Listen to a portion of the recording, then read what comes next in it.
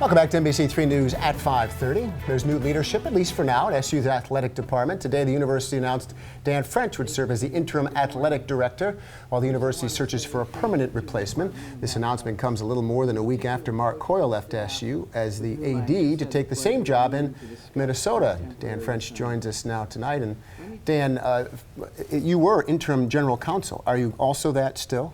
Well, how's that going to work for I'm going to be general months? counsel and acting or interim athletic director.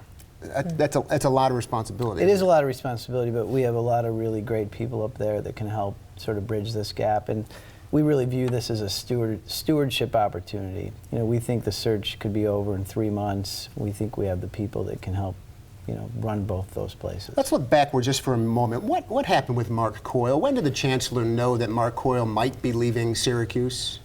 I mean, I think we were all surprised on the timing. I think the chancellor had a little bit of a heads up that Mark had an interest in Minnesota, but we were surprised, and it came on fast, and it came on during a very busy time of the year for us. We were heading into graduation weekend, and so it's taken us a few days to figure out what course the chancellor wants to take, and I think we have it now, and I think we'll move quickly now. What about some of the other head coaches? I mean, did people really know what was going on, aside from at the very top?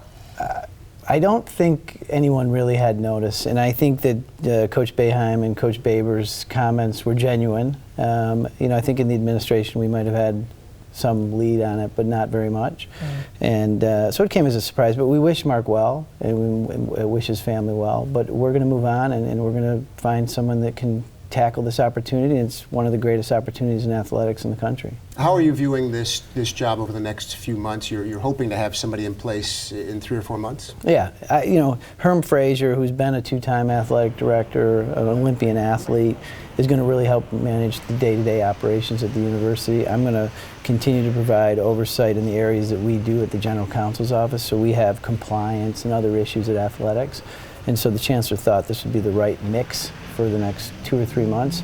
But we really do. We hope to have an AD in place by the new academic year. And certainly I would imagine you hope to have someone who will stay around much longer than Mark Coyle. So do we need to look locally? I mean, does it need to be someone with a good tie to Syracuse and the university? You know, there's been a lot of suggestions that we find somebody locally. I will tell you that that is certainly part of the equation. But it's a complicated job, and a lot of athletic directors that would be under consideration are already in big programs. And so we'll see who wants the job, but it's certainly something the trustees and the chancellor are focused on. And look, it's a great community, it's a great place. We've raised our families here, and we think we'll get an athletic director who loves Central New York. And this is an athletic director who's coming into the opportunity to reshape the on-campus stadium, which obviously was announced that there will be a renovation of the existing dome. That's a big opportunity. Yeah, no, as was announced on Monday, I mean, the trustees and the chancellor have really, you know, blown the doors open here. We're going to spend upwards to $250 million on renovations, improvements for accessibility. It's going to be a really special place. Not that it's special, you know, special now, but it's going to be a really special place. Is it part of your job for the next few months to try to get funding going for that? It would seem that that's pretty critical if this is going to move forward in the next year or two. Yeah, so the chancellor is really taking the conversation about the project to the community now, the SU community, the local community. There are parameters that the chancellor understands he wants to take care of, and there are things that we're going to ask the community about what do they think about certain things. And so part of that is fundraising. We'll need to raise some external funds. So I think over the next 2 or 3 months, so it's going to come together, and we'll see. We'll see when they can start building, and it's going to be an exciting time. Do you have any secret design plans in your inside pocket? I've seen some of the secret design plans, and they're very impressive. I think the most exciting thing, though, is when the dome was built, it was before the federal ADA Act for accessibility for disabilities. And that will change. And many of the improvements at the dome will really be about accessibility, and that'll be a fantastic thing. Any insight on a time frame?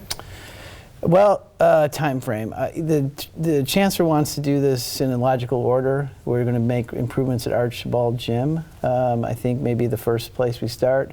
But those decisions are really just being made now, and sooner rather than later. Good luck. And finally, some people want to know, can you get Jim Boeheim now to play man-to-man only as needed now that you're his boss for a few months? I am good, but I am not that good.